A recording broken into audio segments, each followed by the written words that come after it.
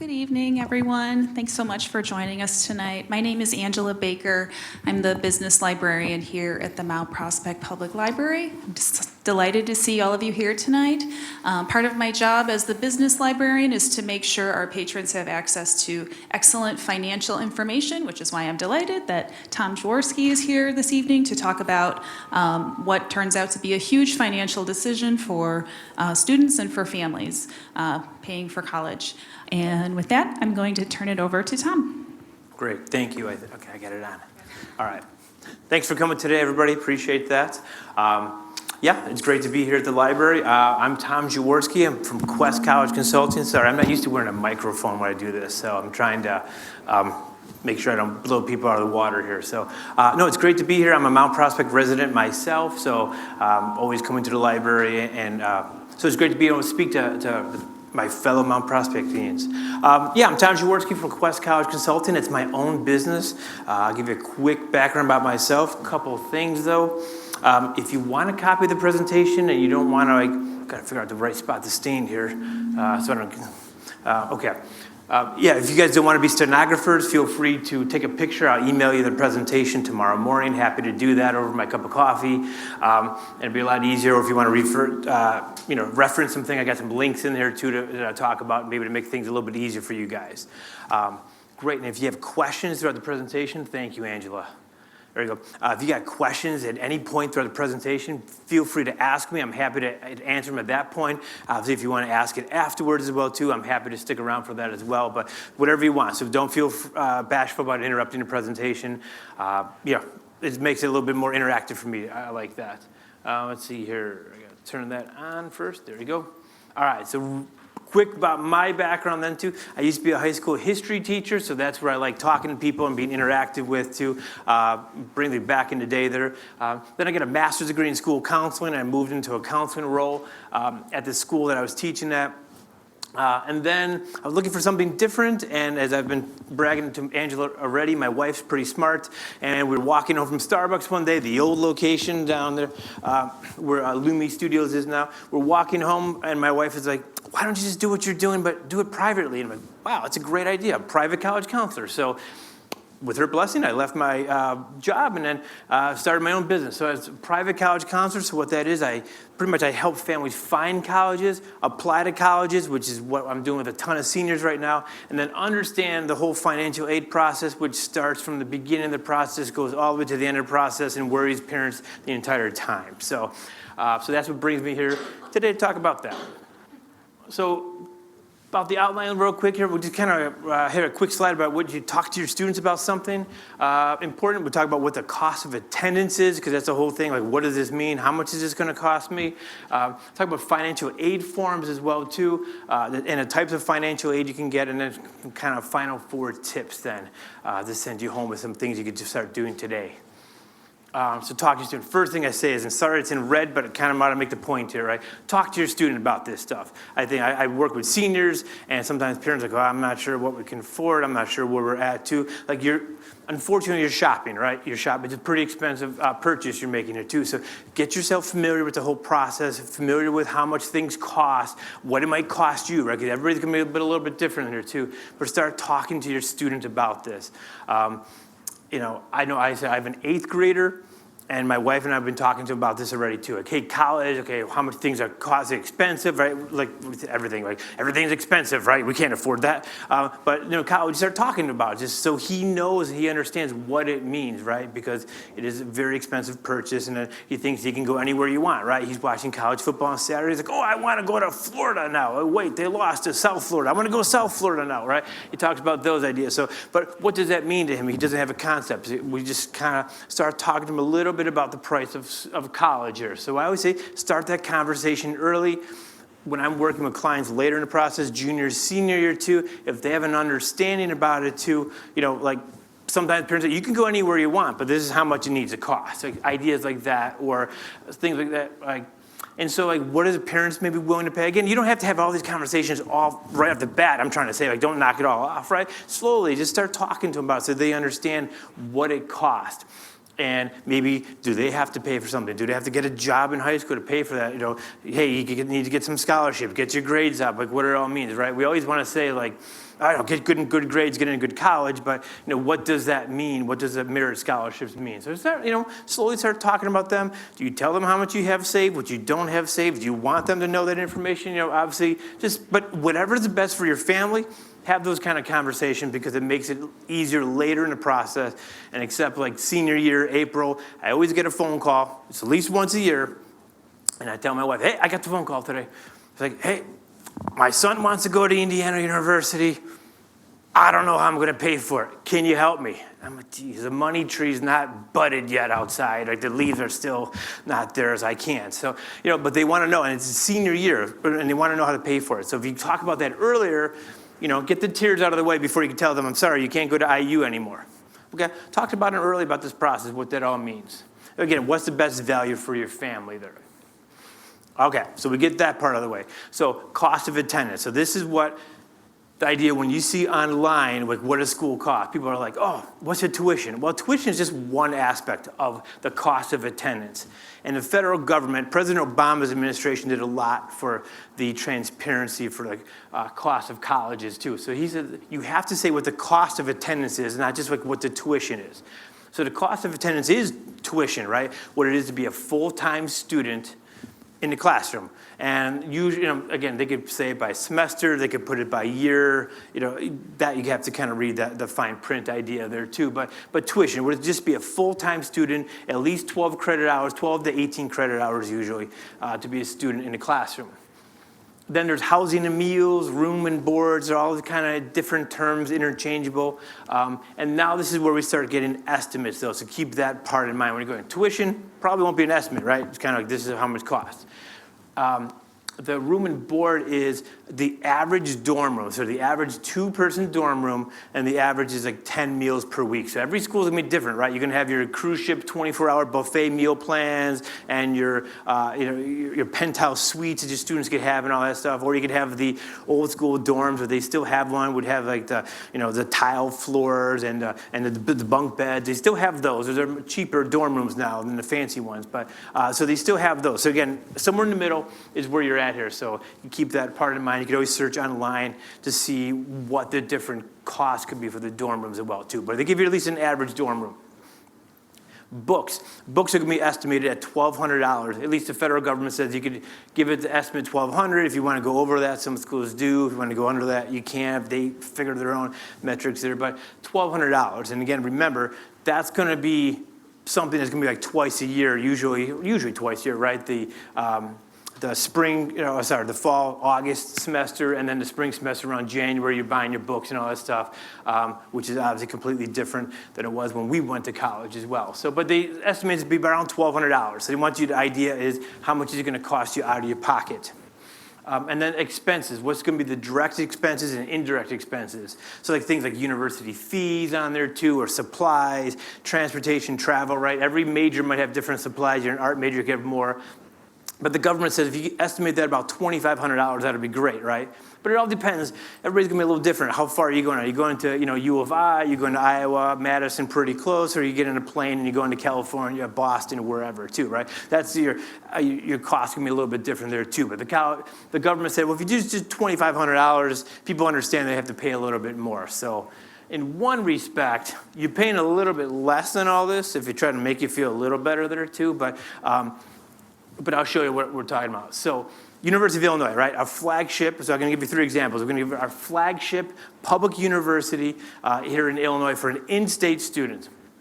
Now, they are creative with their tuition. It's anywhere between $18,000 and $23,500 per year for tuition to be a full-time student. And their creative is because it depends upon what your major is or what college you're in. The College of Engineering, the College of Business supposedly have more costs involved. They're also more popular and harder to get into, so they're going to charge you a little bit more than a liberal arts major or an education major like I was. So again, anywhere in between, they're a sliding scale there. U of I says their average dorm room is just over $15,000. Then we're going to add the estimated books in there, your estimated expenses. So 1 year, full price, sticker price, at University of Illinois will cost you anywhere between, say, $37,000 and $42,000 per year. So, again, that's for in-state. Now, Again, if you want to try to feel a little bit better, you could take off the $3,700 in the bottom there too, and try to think, okay, you're at, in the mid 30s maybe, somewhere there. Yeah, okay, so we got that for U of I, for in-state. Now again, all the other public universities in Illinois are a little bit cheaper. They are the most expensive public university, but UIC is pretty comparable to that as well too, because they're on the same system, University of Illinois system, and so they're gonna be kind of right around there as well too. But an ISU, a Northern, any other directional schools will be a little bit cheaper as well. Let's see here. So then we go to a private university. So we're going to go, okay, so that's what that costs. What does a private university cost? And Drake University, I like to use Drake for an example. It's just a great Midwestern university on par with a Marquette, a St. Louis University, a Butler, Loyola DePaul, just kind of like right on par there. But they get to go 1 year ahead. They're always nice. You might say, okay, for next year, so if you're going to be an incoming freshman, here's what you're going to be paying next year. And they're going to put you at just under $53,000 for tuition and fees. They're going to charge you a little less than $13,000 for room and board, so they're going to get a little cheaper there. Books, they say, hey, our books are only $1,100. We're a little bit cheaper than what the government says. We're $100 or cheaper. But in expenses of transportation, they say we're a little higher there too, about $3,100. So unfortunately, Drake is going over the $70,000 here for a private university as well too. Now, I'll say, yes, definitely expensive. We'll talk about this as we go through the process, but I'll just throw it out there really quick, is don't always freak out about a private school price, because they usually can give more of a tuition discount as well, too.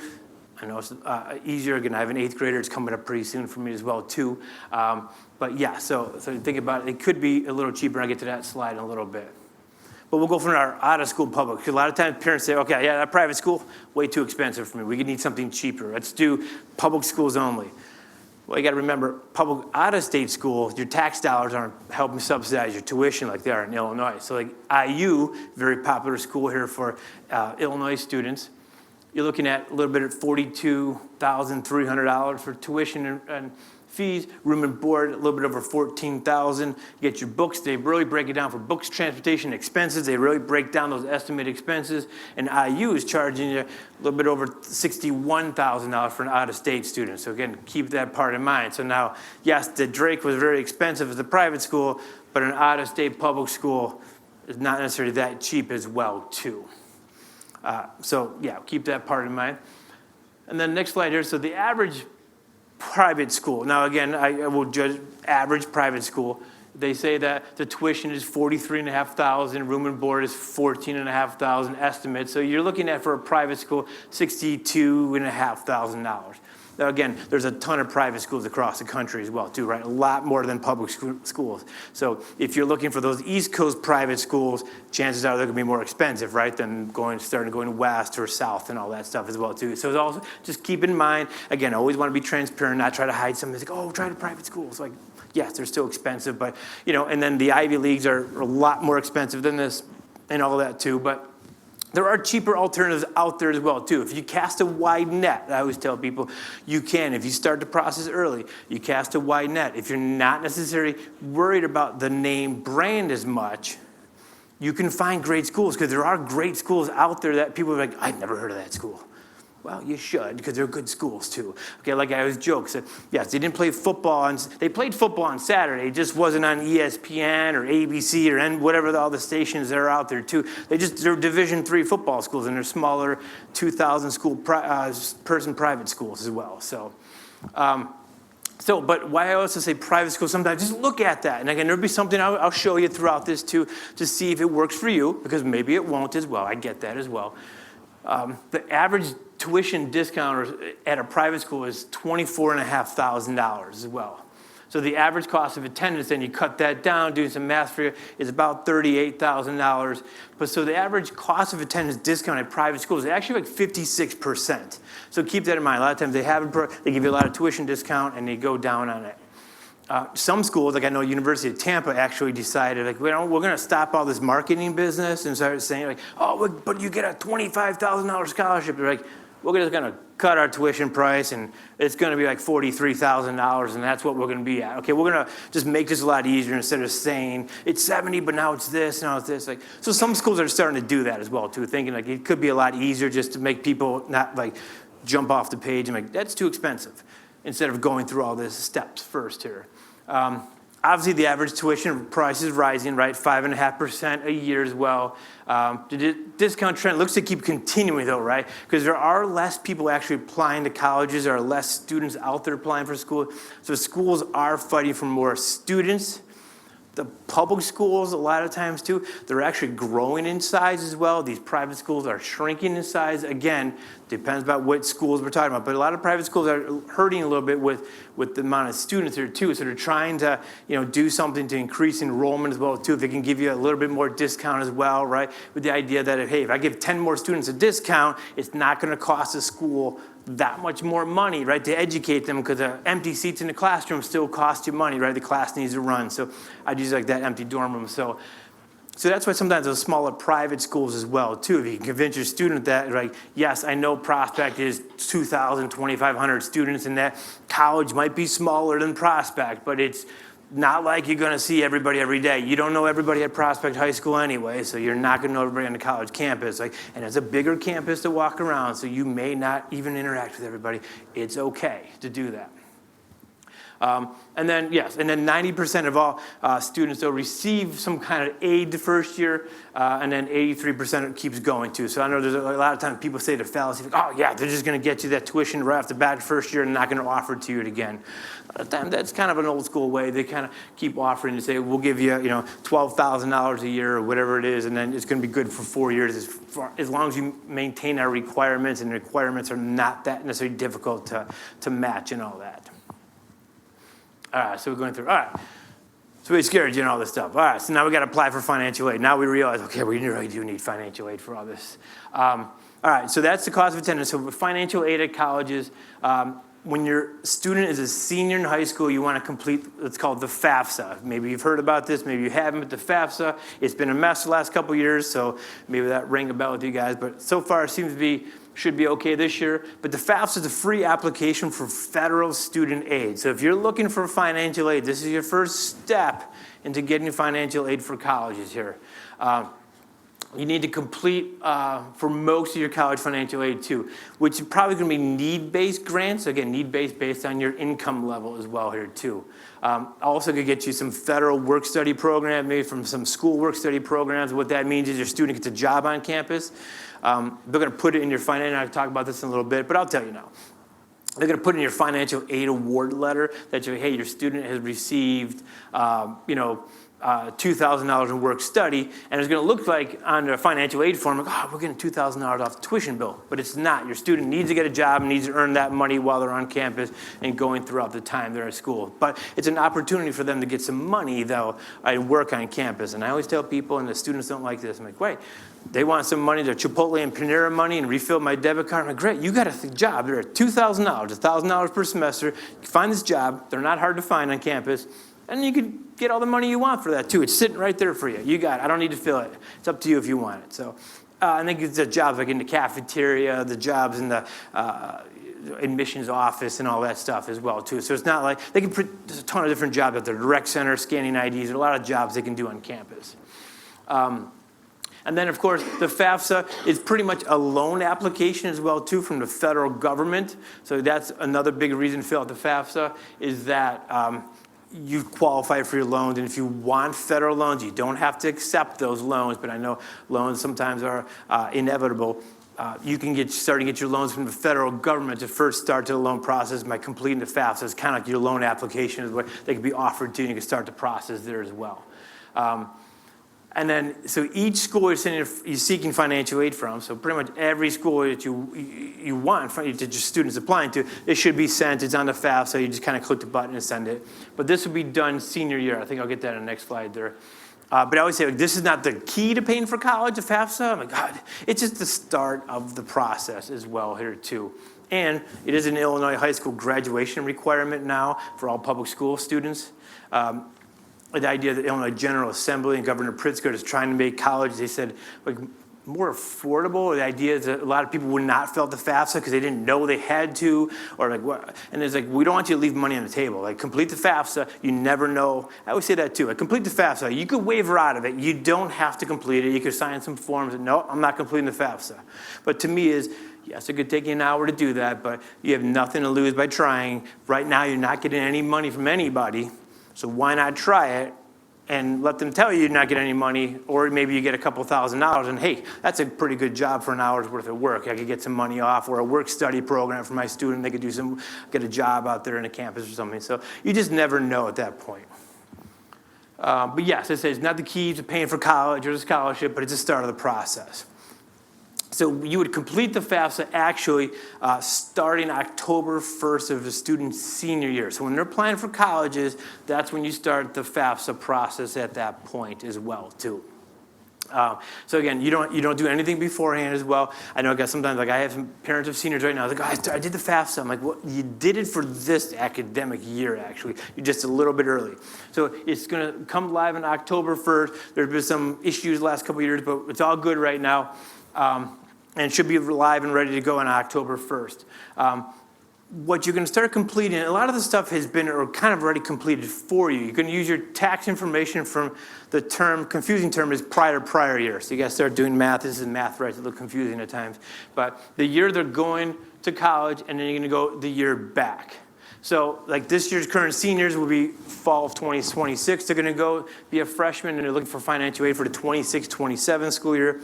So you go 2 years back in your tax information, or pretty much last year's information, and that's your financial information, and that's what the seniors would put down. The families look at their tax information, what's your adjusted gross income, put it all down there, and then some other current stuff. I'll talk about that in a couple of slides, what you put down, and then that's what you're using. So if you're a senior, if you have a senior in high school, financial aid, a lot of it has been set for you, and you haven't realized that already. So this is why I always tell people to start early, realize that if you currently have a junior in high school, you are in your first year of financial aid right now, and you may not have realized that.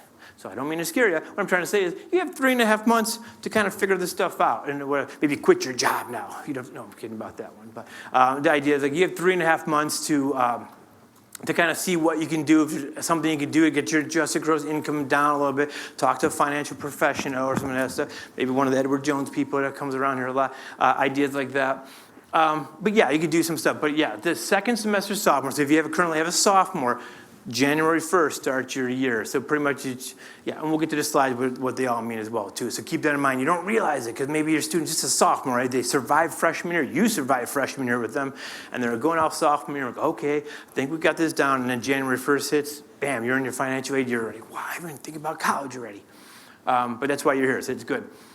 And you need to complete this every year your student is in college that you want financial aid. So October 1st of their freshman year of college, make sure you start completing the financial aid. At that point, it should be a little easier because a lot of your information is kind of saved in there and all that stuff as well. So you can complete that. You can also complete one thing for lower income people as well, too. Sometimes there's the Illinois MAP grant, the Monetary Assistance Program grant. And that is automatically qualified for that by doing the FAFSA as well. So again, sometimes you don't even have to apply for that. You don't realize that the state of Illinois has a pile of money that they give out to students as well who need financial need. It could be anywhere from $300 up to $8,400, and any of the Illinois universities will take the money as well, too. So it doesn't have to be a public university. They'll take it. So again, but that's usually, that pile of money is kind of first come, first serve. And I'm not making people paranoid. Even at the FAFSA, I say complete it early. It doesn't mean October 1st, you're sitting there at midnight with coffee and you're going through and you're doing everything. At some point in the month of October is early enough. Like I said, it should take you about an hour to do that. I always joke, it's like doing your taxes. Some of you reading over the form, what is this saying? I'm not sure exactly what this says. I haven't done my taxes since I created my own business, so I understand how you would read it. Okay, what is this trying to say? And you're just like, oh, it's pretty simple, just do this. So it may take you a little bit because you just have to read what everything's on there as well, too. All right, so the basic formula. So the FAFSA is based on, your financial aid is based on pretty much a certain formula from the government as well, too. And it's not 100% exactly know what your formula is going to be, but you can estimate that pretty good, and there's something you can do in a little bit of calculator. I'll give you a link for it as well if you really wanted to look at that. But it is based on the oldest parent's age. So the idea is an income protection allowance. The idea is the government does want you to retire.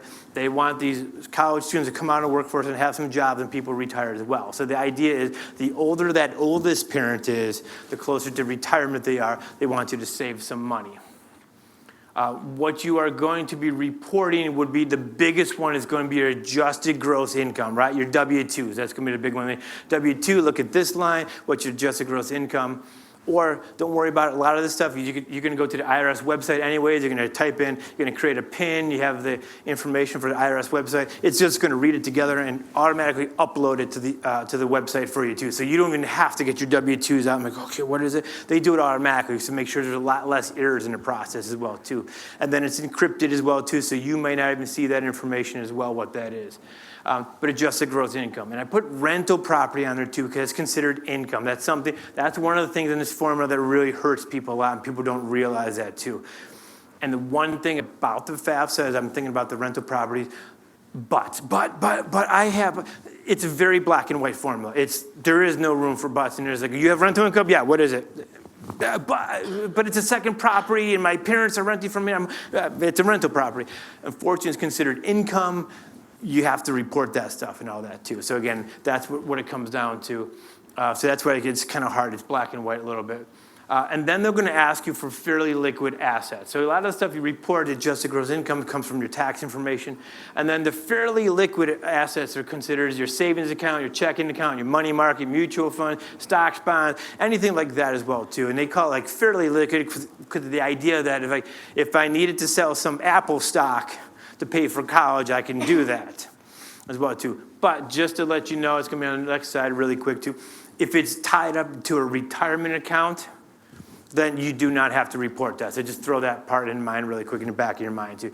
If it's under a Roth or some kind of an IRA or 403B, 401k, all that stuff, if it's tied into this fairly liquid stuff, you don't have to report that too. So that's nice. But the biggest difference is your adjusted gross income. So the formula is going to say, depending upon the oldest parent's age, right, 22 to 47%, the older the parent, the closer to 22% it is. And an older parent would be around 65, would be the 22% of your adjusted gross income then would be going to pay for college. If the parent is much younger, say in mid-30s, then you're looking around 47%. So that's why usually I say just chop it in half maybe, make it nice and easy, and say a third of your adjusted gross income if you're just doing some mental math in here really quick.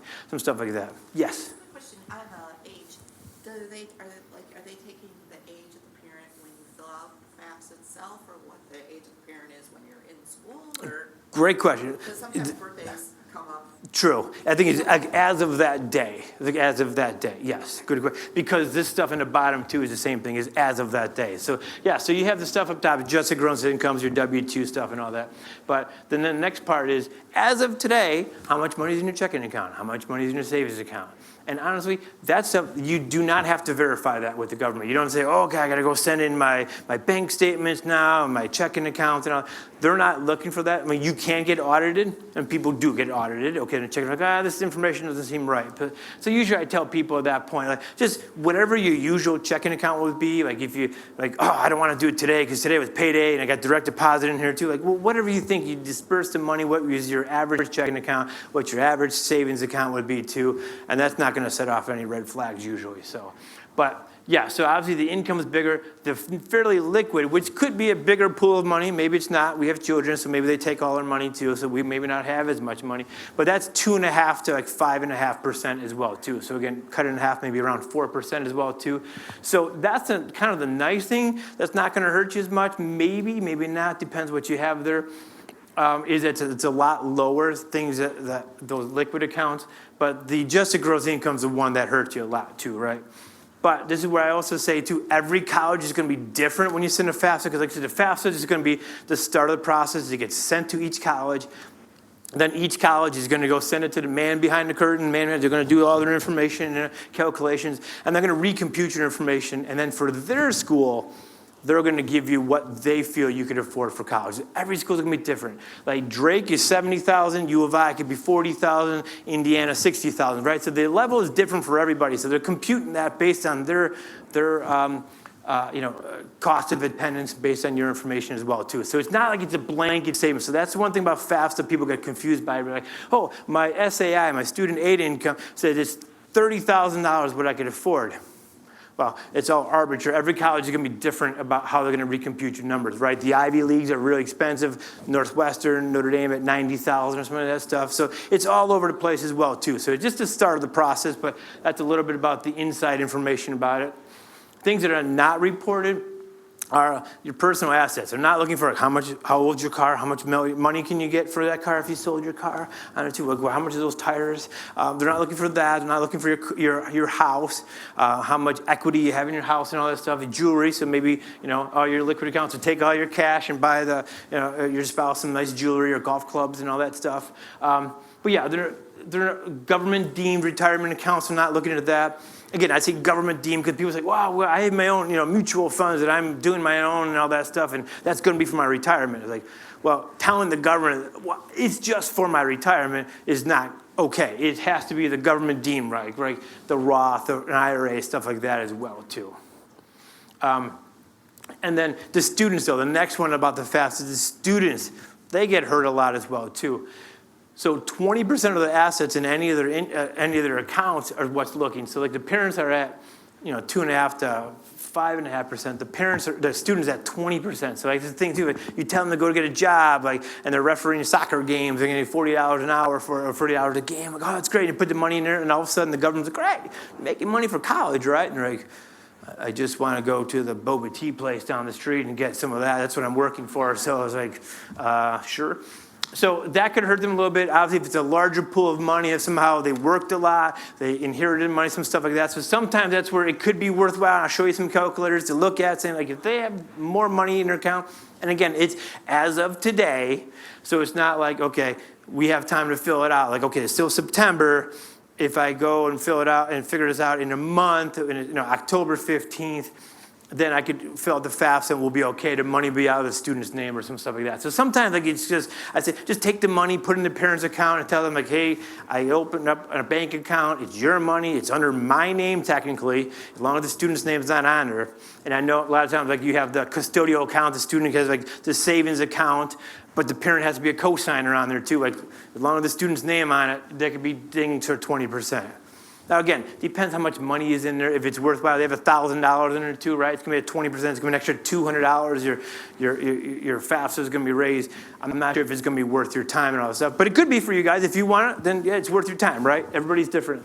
But obviously, if they make a lot more money, have a really good paying job or something like that, it could be half of that could be considered for college well too. So sometimes your students are the ones who mess up the FAFSA accidentally. You don't realize that as well.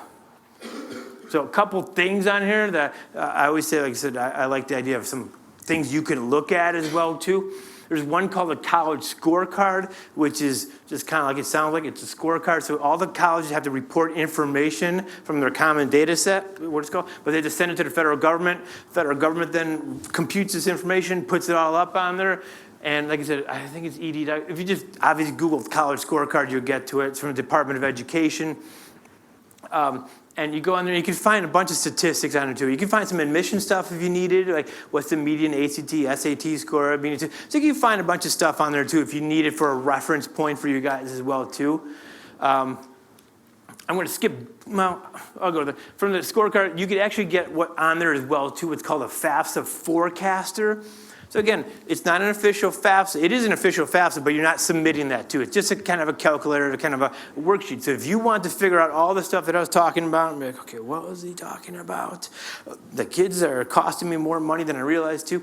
You can start completing some of this information and just start seeing, okay, like what is this FAFSA? How much money is this? Like, our adjusted gross income is going to be high. You can start playing around with some numbers as well too. Like I said, if you want to close an account for your student and open it up in your name, is this worthwhile and all that stuff? So again, all those things too. It's on the college scorecard as well too. I know it's like the bottom right-hand corner too. But if you even Googled FAFSA forecaster, you could find that as well too. On the scorecard, you could find the net price calculators as well, but also every college has to have a net price calculator on the website. Again, part of the Obama administration saying like, hey, you're expensive. We want your cost of attendance on there, but then we want everybody to be able to figure out. And there's some basic questions you have to answer. Like there's a minimum stuff, but a lot of them have gone past that and realized it's a good marketing tool that if you complete this information, like how much money do you make? Sometimes they could put in some very specific information. Sometimes they're gonna say, do you have an SAI, Student Aid Index, which means you kind of did a FAFSA forecaster and you really got specific. You could type it in, you could jump some questions, but if not, they said, how much money do you make? 50 to 60,000, 60 to 70,000. You just click that button. Sometimes it's specific information. They're all a little different. You could type in some of your students' information, like academic information, SAT score, what you think they may get on an ACT, SAT, or GPA, stuff like that too. They're gonna ask some more questions there. In the end, they're gonna compute all this information, and it could take you 10 minutes to complete the first one, right? Because you're not sure what question you're asking. After a while, you're kind of like, yeah, I know this information, here we go. But they'll give you the net price for that college based on your information. But it is probably about 2 years old. So think you'll pay a little bit more. But it gives you just a good ballpark figure about shopping. So when your student comes home and goes, hey, Northwestern was just at Prospect today. Like, whoo, sounds good. I love that. And you're like, hold on a second. You do the net price calculator and you're like, purple? You don't look good in purple. Like, I don't think so. Like, get a different color. What about orange if U of I or something like that? But you can get the idea. You do the net price calculator, just check it out and see what it might cost for your family. It's a great way to start the shopping process. Start thinking about that too. When you're talking to your students, like, dude, Northwestern is really expensive. I'm not sure if we're gonna get any money. Like, I don't know if we could afford that, or we'll figure it out, or whatever you guys are doing. But that's part of that early process of talking about that too, of just talking about that, show them maybe what the net price calculator is like. Hey, this is how much it is for 1 year. Like, these schools are cheaper. Illinois public schools.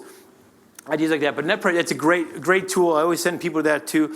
And if you did it early in the process, again, I work with families still too in their senior year. I'm like, I'm not sure where to go. And they're like, oh, geez, I don't know if I could afford these. Like, have you done the net price calculators I've been telling you to do the past 6 months? Like, no, I didn't get around to it yet. I'm like, well, that's going to give you a lot of answers at least too, right? You're not going shopping for a car and you just walk into a dealership and go, wow, it's a really nice car. It's got great bells and whistles. And like, oh, it's a Lexus. Like, oh, okay, how much is that? You know what a Lexus is versus my Honda Civic is and all that stuff too, at a price point where you're going to, it's fine. So you have that idea now when you're going shopping there too.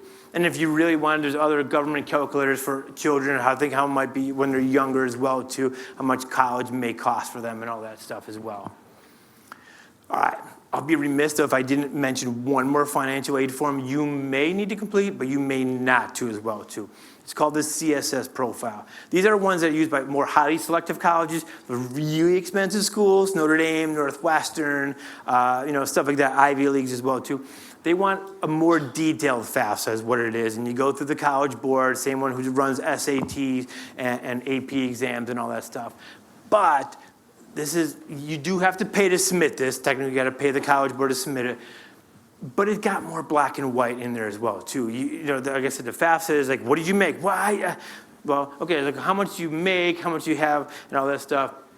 But there's other questions on there as well, too, that you could help you. Like, okay, do you have any debts? Like, oh, yeah, I had a business, and it went belly up, and oh, this much money and all this stuff. Okay, great. Well, you could say how much how much money you owe and all that stuff. Or maybe you have a special needs child at home as well, too. Like, well, they cost a lot of care. I have medical bills for myself, and that I have to pay for. The FAFSA doesn't ask those questions, but the CSS profile does, to realize that you have other expenses besides college as well too. So it maybe help you, and maybe not, but maybe don't be as fearful of it as well too. But it's quite possible that you can go through the whole college process and not complete the CSS profile. It's perfectly fine. I just throw it out there because sometimes when you go to a college admissions and you're going to sit at Northwestern, like, yeah, we're a profile school, and you're like, oh, okay. I don't know what that means. But maybe you do now, or at least, okay, that's what that guy talked about at the library. At least I have an idea what that might be as well, too. Just another financial aid form as well, too, to just stick in the back of your mind as well. All right. So you complete the FAFSA. And you get the idea, okay, so what's it going to show you? So even on the net price calculator, it could break down the 4 different financial aids that you may receive. And one could be grants. So grants and scholarships are the 2 in the beginning that you're going to receive, and you're going to get money and that you don't have to pay back too. But they're just slightly different. Grants are need-based financial aid, so based on your income level. Again, whether the FAFSA deemed that you needed a little bit more money for college as well too, those are called grants as well too. They could come from the federal government in terms of like a Pell Grant, for instance, which is around $7,400 this year. It goes up a little bit every year. There is a new requirement for the Pell Grant coming up very soon as well, too, with the one big beautiful bill. A couple things that changed. I threw a couple things on there. But the student needs to be at least a minimum 15 credit hours. Like I said, 12 to 18 is usually considered a full-time student. That bill wanted you to make sure you were having 15 credit hours in order to be eligible for the Pell Grant. Beforehand, it used to be you could be a part-time student and you could receive a percentage of the money and all that stuff. This one is 15 or above credit hours, or you get $0 if you qualified for it too. But not everybody qualifies. But again, this is automatic qualifier like the Illinois MAP grant as well too. It's an automatic qualifier. By just completing the FAFSA, you could receive this on your financial aid form as well too. But like I said, that's need-based as well too. You can get it from an institution. They have some grants as well too, right? A lot of these highly selective colleges, these private colleges, they do have a lot of money in their endowments, and they do like to spend it as well, try to give some people some more money and all that stuff as well too. So sometimes they have institutional grants as well too. Scholarship, right? This is the one people are talking about. I need scholarship for school. I need scholarship. Well, grants as well too, but that's need-based financial aid. Scholarships are just considered merit-based, right? Your student has done something to earn a scholarship, and there's many different things they could have done, right? It could be the academic scholarship, right, for having good grades, good ACT, SAT score, if you choose to send it, because you don't have to for most colleges as well too. And it's not just for the top line A+ students, like. There's a lot of different ways that they reduce that tuition cost, a discount as well too, and they give you scholarship for that as well too. You can get scholarship for being in the fine arts. I know my neighbor across the street, he went to Augustana College. He was in the Prospect Marching Knights, and he played the trumpet. And he put that down as the application somewhere. And like, oh great, well we'll give you $8,000 a year if you play in 3 different performances for us. He's like, $8,000 a year. I could do 3 performances. I practice probably once, the week leading up to it and all that stuff. Okay, that's great. $8,000 for 3 weeks of work. I'm in for that. And he did that for 4 years. And he said it's pretty fun. He still got to play his instrument. Like, it's pretty cool to do that. Don't want to do it all the time, but they gave him $8,000 a year to do that. So why not? So you could still get a fine art scholarship by not pursuing your fine art as well too. So there's things that you can do there as well too. Athletic scholarships, right? Only a Division I school, so keep that part in mind. A lot of times people are like, they always say, oh, well, my student's going to get an athletic scholarship and all that. It's hard to get those, right? Division I schools, and keep that in mind as well too, that football and really basketball are the only head count sports there too. Meaning like football, there's 90 scholarships. Like every player on the team gets a full ride scholarship as well too. All the other sports like baseball, you get 11 and a half scholarships. You get a half scholarship. So the school goes, oh, okay, great. You're going to get a 1/6 of a scholarship, and you're going to be. So as long as they count it up to the NCAA is like, great, as long as it adds up to 11 and a half, we could care less what the numbers are, and they start playing around with the numbers. So most other sports are like that. So not everybody's getting a full ride on their athletic teams in a Division I school. So keep that in mind. You're playing baseball, but you're still paying $35,000 to go to Butler to play baseball, Division I baseball. So you're still paying a lot of times too. So keep that part in mind too. Division II, you can get scholarships. NAIA, just different than NCAA, just a little bit different rules, governing body. Usually it's just smaller colleges that are NAIA, but there's different sizes for that. But Division III students technically cannot get athletic scholarships, but I'm sure if you go play for those schools as well too, you get an academic scholarship or this and that too. So there's different ways for them to work the money out for you as well too. Other scholarships would be geographic diversity. I know when University of Nebraska joined the Big Ten, this is going back now a little bit, when they joined the Big Ten, they were giving out scholarships from being in pretty much one of the Big Ten cities here too. Chicago, Detroit, Indianapolis. They were going to all these different these cities or states going, hey, you're from Illinois, $5,000 scholarship right there, come to Nebraska. All right, we want to grow our university. And so that's one way they're doing that too. So a lot of times, just from being where you're at, this is where I also say, sometimes people have never heard of schools. I was meeting, this is, again, going back about 10 years ago with Quinnipiac University. It's a fun name to say. It's a small school in Connecticut as well, too. They got some Division I athletics, but they wanted to try to grow as part of their marketing plan because unfortunately, colleges are businesses. Keep that in mind. They're run like businesses. They want to grow their endowment and say, well, grow their enrollment and say, well, if we maybe have people from different parts, like let's come to Chicago. We have a big market, and we could give you $5,000, $10,000 just from being from the Chicagoland area to come to our school, right? One way of doing that. So those are out there. That's where I say that wide net is out there as well, too. So, and even saying that, too, schools love to come to Chicagoland area and take the students away from Illinois. About 50% of the students go out of state for colleges. There's an organization called the Chicago Area Regional Representatives. There's like 100 colleges that are not in the Chicagoland area that have representatives that live in Chicago, Alabama, Iowa, Mizzou, Arizona, California. They live in the Chicagoland area, and all they do is recruit for their college from the Chicagoland area to take you away from here to go somewhere else. So geographic diversity sometimes is a way, if you can go a little further, I know, right? Sometimes you can get some money as well, too. This is where you can just try to find those geographic diversity, cast that wide net as well, too. One thing to throw out there, and I threw that new on the slide there, the endowment excise tax is part of the One Big Beautiful Bill. Reading up a lot of these things too, nobody knows how that's going to work out, but colleges now with endowments over $500,000 are starting to be taxed now to the federal government. And obviously, when you go to the Ivy Leagues and they have billions of dollars, and that's a lot of money there too. So are they going to reduce their age because they got to pay these tax bills to the government? Are they going to raise tuition? I'm not going to give as much money. This is something that's thrown on your radar as well too. How this is going to look as well too. Not sure how that one's going to fall out too, or what's going to be with that one. But they're supposedly going to be taxing now the endowments of a lot of these schools as well too. Okay. Federal work study. Maybe this is the fun one, like I said before. Your student doesn't have to ask you for money. They can get a job and get the money. So you can be eligible for a work study program, which means that they get a job on campus. There's a lot of jobs that are just work study program for people who are eligible for it. You can apply for the jobs and get them. As I said, there's a ton of these jobs on campus. And it comes in your financial aid letter. So again, you can say, you got this much in grants and this much in scholarships and this much in work study. So it deducts and you look at it on the bottom, like, oh, wow, $20,000. Well, unfortunately, when a tuition bill comes, you have to add this back up because you're paying for it, and then they'll get a job, and once they work the hours, they get the money. So that's where I say, like, well, tell them you're not going to fill the debit card, and they can get the money for themselves. It's right there for them as well. But maybe, again, they can't make more than that award, but maybe they can get another job on campus, right, with Panera and Chipotle's being everywhere. If they have a job there, they get a job on campus.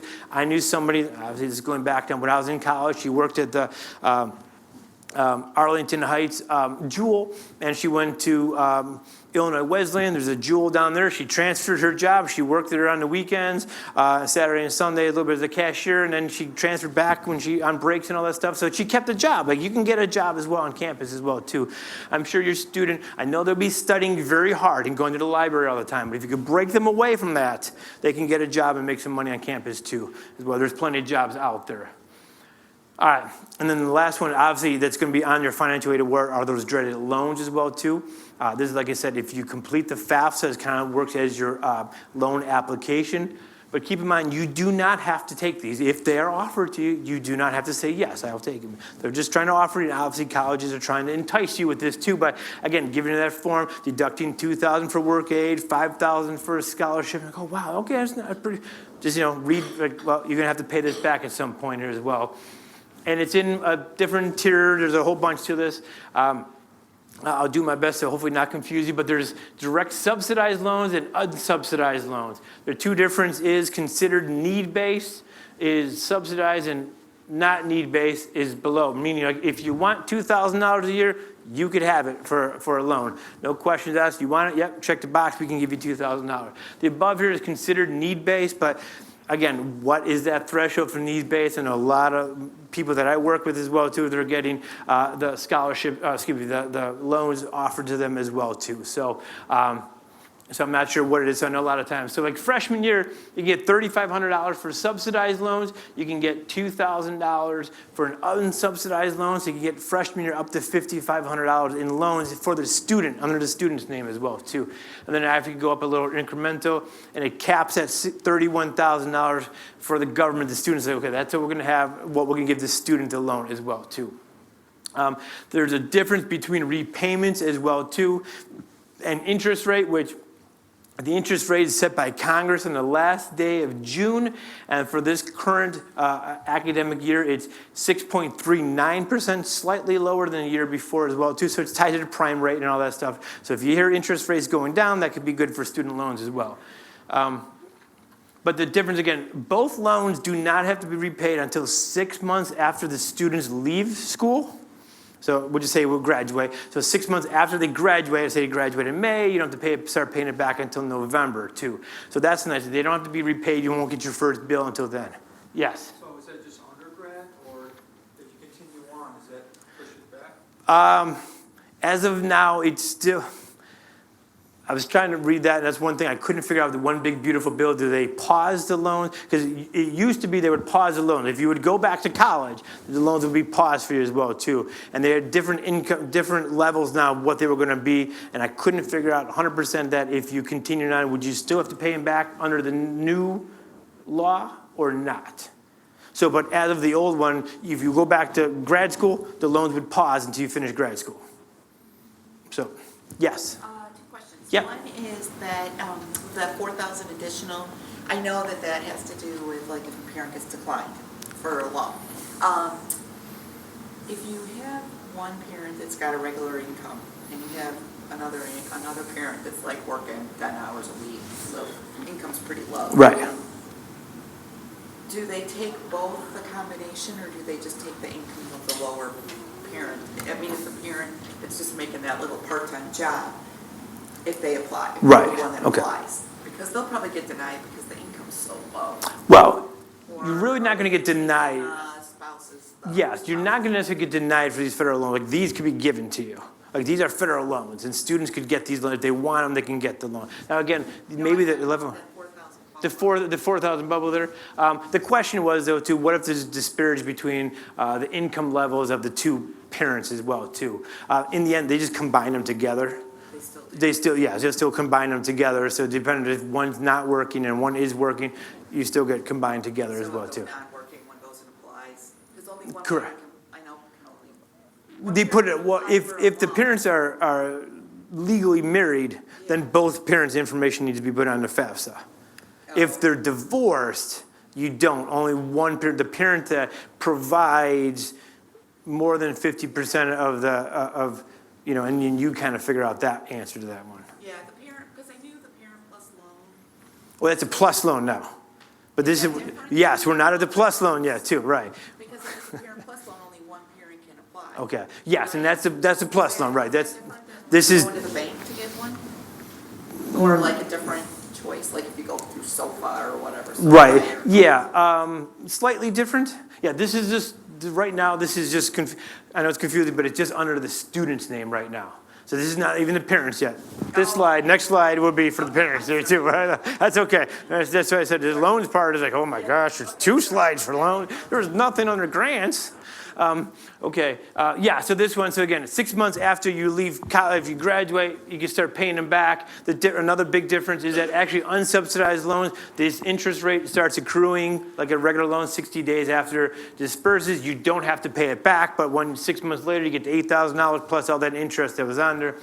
The subsidized loan, the interest starts accruing then 6 months after you graduate. So then it starts accruing on. It hasn't been tacking on for 4 years like this has been as well, too. So there's a little bit difference there as well, too. So a lot of times I say, like, this form is probably a little bit old and based on an old interest rate as well, too. But it's a good idea by saying, like, hey, if you took this $31,000 and then you add all the interest, right, kind of like teaching your students, like, buying your house and how much interest you're paying. Like for $31,000, you're going to come out to about $40,000 after 10 years as well, too. So you're paying all that money in interest. So sometimes, I know it's hard, like as a 17, 18, you're like, yeah, no problem, Mom. I'm okay. I'm fine.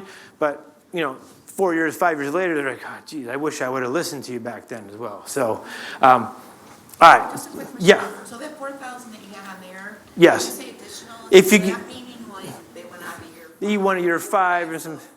Oh, Yeah. you did one for. If you go a little bit longer, government says there's a little bit more out there for you if you fill out the FAFSA. So they could they could give you a little bit more as well. So there's something out there. Or summer, if you're going summer and all that stuff, sometimes you can get that. So there's a little bit more out, a little more wiggle room there. Yeah, no problem. And then this is one, we're talking about in front a little bit. The Parent Plus loan, this one is changing a little bit as well too. The Plus loan, the parent loan for undergraduate students, this is the one in the parent's name. The other one's technically in the student's name, though the parent, you will be a co-signer on there because they're giving a loan to an 18-year-old and you don't have any equity and all that stuff, so credit. So you have to kind of co-sign for this. But this one is directly in the parent's name, not the student's name as well too. And what's changing for this one is actually going to cap at $65,000 a lifetime. It used to be, you tell us what you need, we'll loan you that money to the federal government. The one big beautiful bill now has said, nope, we're capping it at $65,000 for a lifetime.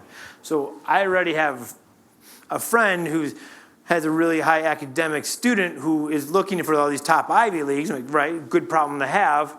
But then the next problem I have is they're so expensive. And he's like, well, if I took out this Plus loan, because if he can get into these top schools, his value is I want him to go. But the next thought is like, well, then how do I get extra money? Like, I could only get $65,000 a year, and is that $90,000? If I paid it $25,000, like, where am I getting the money? So they're capping that. So it's going to start capping that. Parents could get a cap of $65,000, the student $31,000 as well, too. But of course, you got to complete the FAFSA for all this. What's going on here too is the idea of the one big beautiful bill wants to push you into private loans as well too. The SoFi, the Discover, College Ave is another one too. They're saying like, okay, we want the private companies then too will be offering, and there are a lot of reputable companies that do offer college loans to students as well too, and the parents as well. So there are reputable companies, but that's the idea too. Like after the cap, then you're going to have to go to a private loan if you so choose as well too. Again, thinking about all this stuff too, we're all depressed now with all the money. Like, oh boy.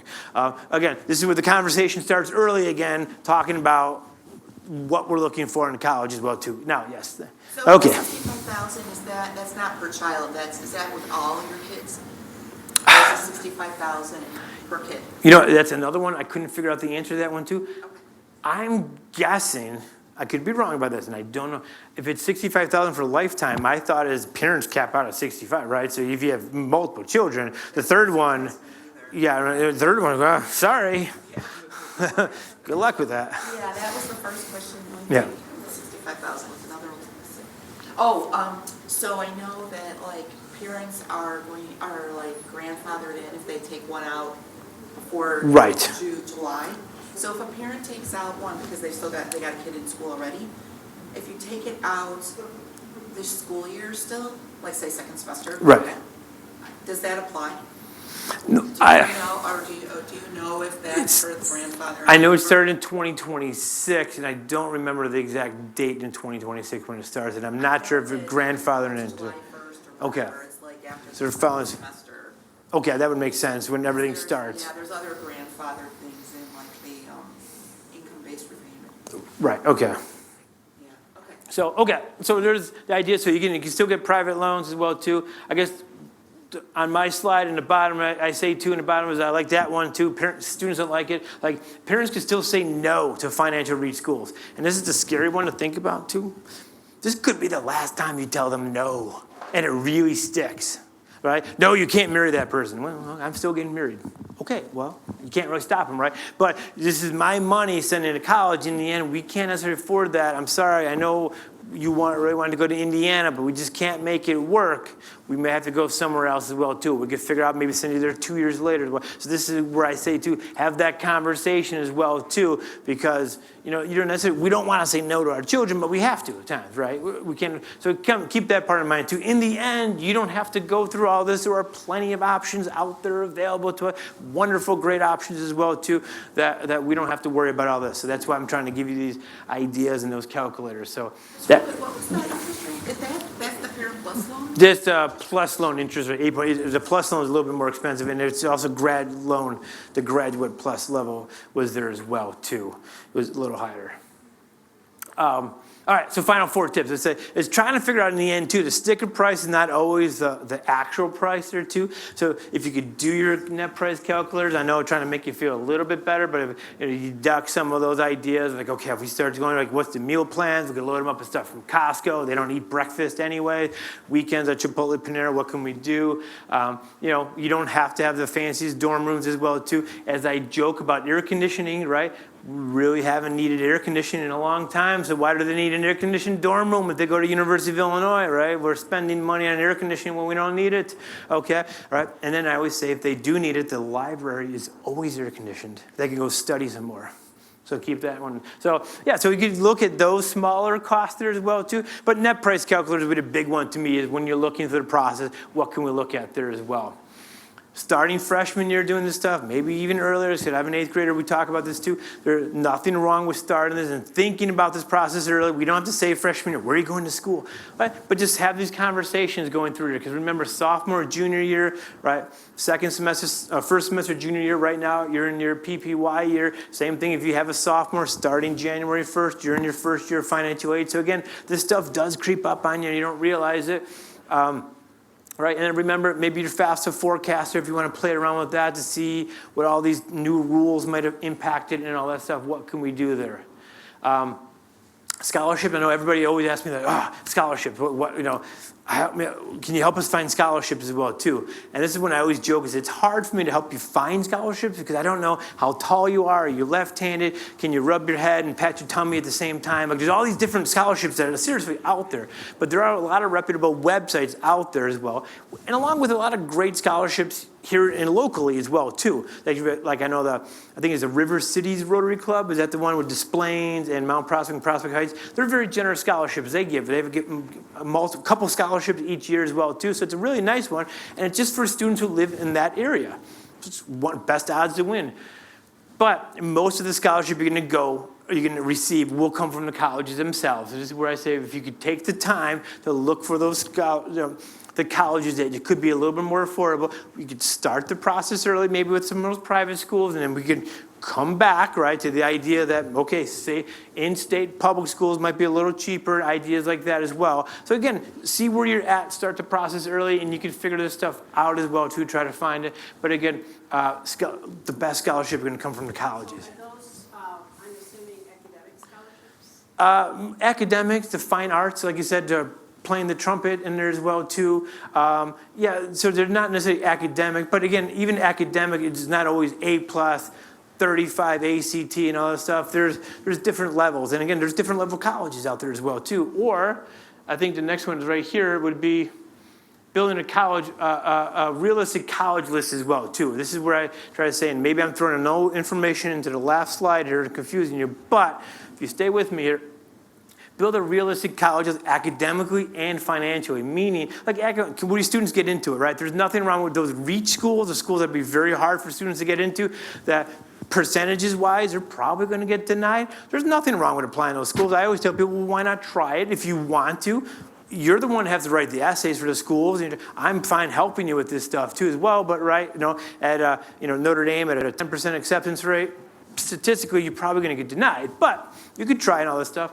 But also, realistic financially list too as well. Thinking of, okay, if I do get into Notre Dame, will I be able to afford that too? Start thinking about that part as well too. So keeping that, every school offers merit aid. So the Ivy Leagues do not offer merit-based scholarship. Everybody will receive a scholarship there. Northwestern doesn't give it. So there are a lot of the top schools that the, quote, top students will be going to, but they don't offer necessarily merit-based scholarships as well too. So keep that in mind. It'll be need-based. Like they will say that if you Google the best financial aid colleges, the Ivy Leagues will be there because Princeton, Yale, they give out like $3 billion a year in endowment. They have that much money, and then they make a lot of money on that too. But they give out a lot of money, but it's need-based financial aid as well too. So keep that in mind.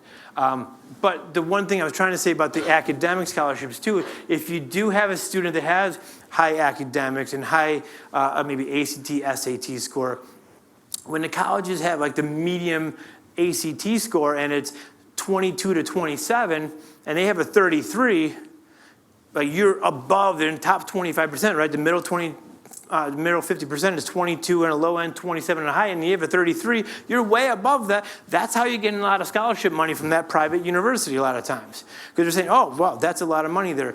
Even public schools too. I know like University of Alabama has it right on their website. They're very transparent about it. You could receive full tuition, not room and board, so full tuition by having this high academics as well too. So again, that's where you could parlay it. I know you have to go live in Tuscaloosa, Alabama, or go to college in 1,500 schools. So again, there's a a lot of differences here as well too, but they're out there. So sometimes you can use your SAT, your academics to parlay that as well too. Just because you have a 33, I have to apply to Notre Dame and Northwestern. You don't have to. You can apply to other schools. You can be very successful at those other schools as well too. Yeah, so keep those parts in mind too. And also same thing with AP scores, right? They would have AP scores, dual credit. Use those to your advantage to save money for colleges. I should even put that up here too.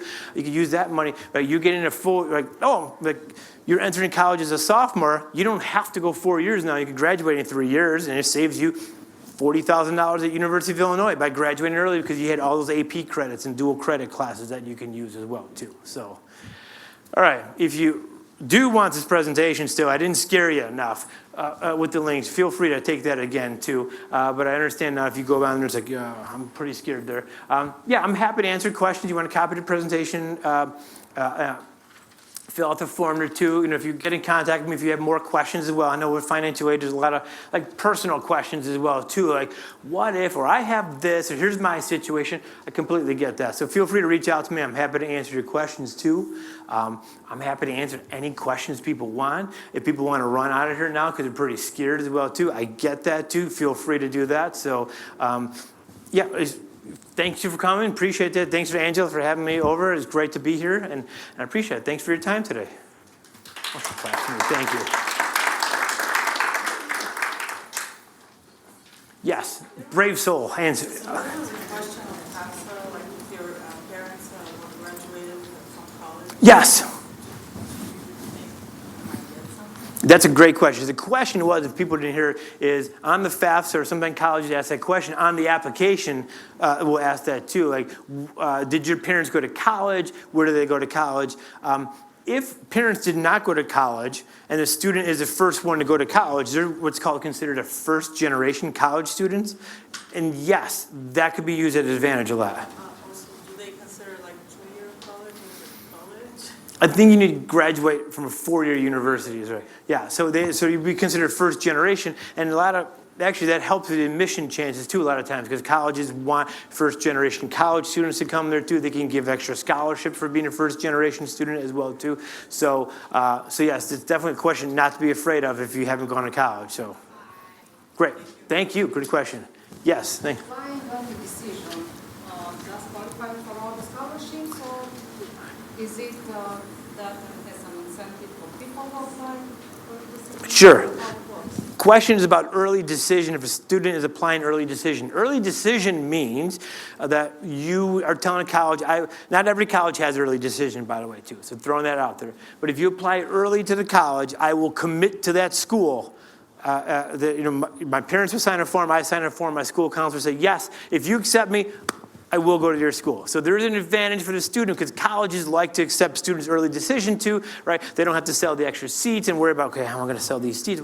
They guarantee a class of students that they want as well too, a good portion. So the acceptance rate is higher for early decision. The part on the bottom is that you also have to accept their financial aid offer. They do claim that that's their best financial aid offer. It would be the same thing if you go through early action or regular decision or any other thing. It's obviously hard to verify that. Like, are you sure about that too? But that's part of the decision too, is that I agree that I will pay the amount you tell me that I have to pay. And then it's kind of hard to negotiate, and if you can negotiate as well too, but it's kind of hard to say what can you do. So early decision, technically they say it would be your best financial aid offer as well. And you hope they're telling the truth. Yeah. So, anybody else? They still have the law that Illinois state public schools, the year you enter in tuition freezes. Questions about Illinois Public University tuition freezes? I know University of Illinois has that. I thought it was a law, that if you're a public Illinois, like Illinois State. I wouldn't doubt that. I don't know for sure if it's Illinois State has it, but I wouldn't say. State had it for sure Okay. before. And I know Illinois has that for sure. They have that whatever your tuition is freshman year, that's going to be the same tuition you pay sophomore, junior, senior, it would freeze in the next year. Right, and then the year you enter, it would freeze at that too. So University of Illinois had that. I know that was, federal government was looking into that, saying that might not be lawful and all that stuff, as government has been looking into practices of the universities. That's something I did see come up that They were investigating to see if that, so like everything else, wait till tomorrow, we'll see what happens. So, good question, thank you. Yes, sir, thank you. The Final Four tips, that slide that you had, Final Four? Yeah. What was that where it said many are non-seniors? Oh, okay, for scholarships, where is it? I have some, sometimes, yeah, okay, sometimes we can play for scholarship, but you go through scholarship websites and all this stuff. So not every, like, you don't always have to be a senior in high school to win a scholarship. You could get a junior year and you could win a scholarship, like the Voice of Democracy has an essay out there. Right now it's for anybody in freshman, and you write an essay, you can win $2,500 as well too as a junior. Now most of the time, that's from a private institution that's giving you money for college as well too. So yeah, so it's an outside scholarship that they're offering. So again, those are a lot fewer out there, but they're still out there. So if you have a junior, like you could start applying or looking, go on scholarships.com, fast web. I was just on the Mount Prospect website. I know they had some links for some of those resources today. So you can look those up as well and start the algorithms.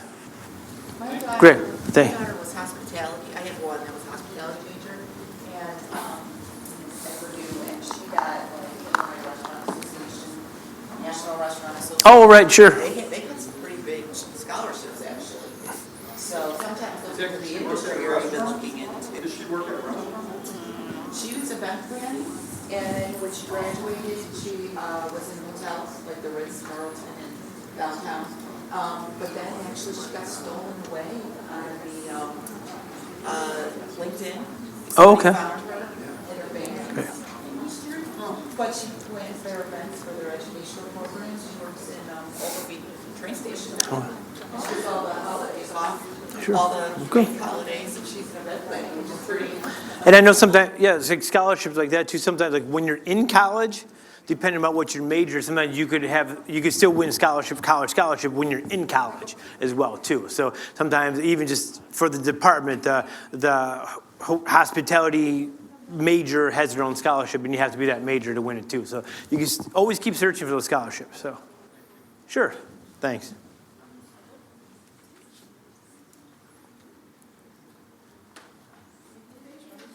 My pleasure. Thank you very much, everybody. Thanks.